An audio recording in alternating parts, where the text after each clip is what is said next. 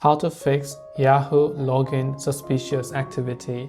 If you're seeing a suspicious activity login error, so maybe you're trying to log into your Yahoo account yourself, or maybe after you log in you're getting various suspicious login attempts from different emails.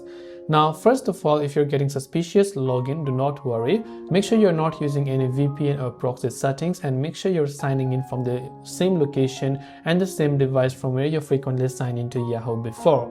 Click on the next option, and if asked to verify with your code, make sure to verify the 6-digit code that will be sent to your mobile number as well. So let me go ahead and then quickly verify the code in this case. And once you verify the code, click on the next option, and as soon as you sign into your Yahoo Mail account, if you're receiving various suspicious login attempts type of emails, in that case you can try to simply turn on two-factor authentication for your Yahoo Mail account by clicking in a profile name from the top right, going to account info, and basically turning on that option.